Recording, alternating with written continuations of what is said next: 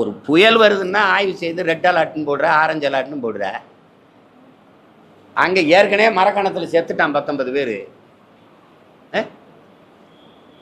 1,90,00,000 நீங்கள் கொடுத்துட்டீங்க. அப்போவே நீங்கள் எச்சரிச்சு நீதிபதி கேட்குறாருங்க, அப்போ நாடங்கு நீ எச்சரிச்சிருக்கணும்ல. அந்த மரணம் உனக்கு முன்மாதிரி. அது தெரியாமல் நடந்துச்சுன்னு சொல்லுங்க, நான் ஒத்துக்கிறேன். இது தெரியாமல் நடந்துருச்சுன்னு எப்படி சொல்கிறீங்க? உளவுத்துறை இருக்குது, கியூ பிரான்ச் இருக்குது, நீங்கள் சொல்கிற சிபிசிஐடி சோகால் இருக்குது, அதுக்கப்புறம் விஜிலன்ஸ் இருக்குது, அதுக்கப்புறம் அங்கே உள்ளூரில் கவுன்சிலர் இருக்கிறாரு, அப்புறம் எம்எல்ஏ இருக்கிறாரு, உங்கள் மட்ட செயலாளர் இருக்காரு, மாவட்ட செயலாளர் இருக்காரு, நீங்கள்லாம் இந்த ஊர் சார்ந்த நிருபர்கள் இருக்கிறீங்க. உங்கள் யாருக்குமே தெரியாதா இங்கே சாராயங்காய்ச்சி விற்கப்படுதுன்னு? சொல்லுங்க. நீங்க தெரியாம நடந்ததுன்னு எப்படி சொல்லுவீங்க? நீங்க அரசு தன் தவறை மறைக்க லஞ்சம் கொடுக்குது. தன் தவறை மறைக்க லஞ்சம் கொடுக்குது. அப்ப சாவுலே புனித சாவு சாராயம் குடிச்சு சாகிறது தான். இது ஒரு சரித்திர நிகழ்வு. தப்போ அப்படித்தானே வருது.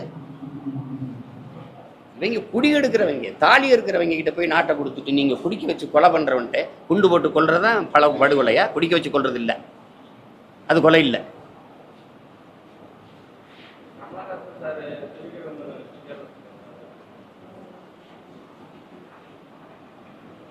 என்ன செய்யறது? எங்கள் அண்ணங்க அப்படி சிந்திக்கிறாங்க. நாங்கள் என்ன பண்ணுறது? நம்ம போய் இப்போ என்ன சொல்கிறது? எங்கள் அண்ணன் போயிட்டு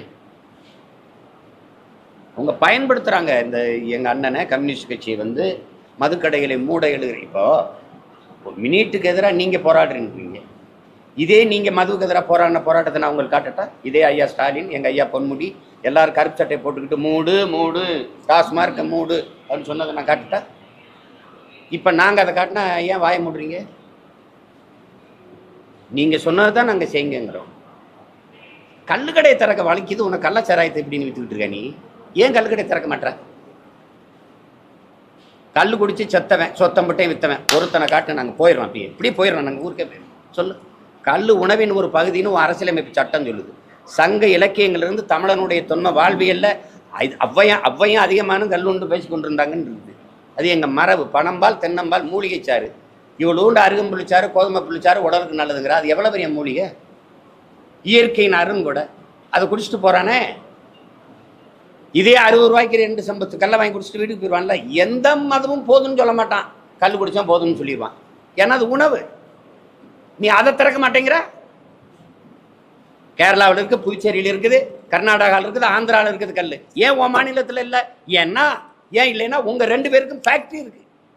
சாராயம் காய்ச்சறது நீங்க, அந்த ஆலையில் சரக்கு எடுக்கிறது குறைஞ்சிரும். டாஸ்மார்க் வியாபாரம் அரசுக்கு கொண்டு போகுது. அங்க சரக்கு டாஸ்மார்க் வரதுல ஃபேக்ட்ரி, அந்த வியாபாரம் யாருக்கு?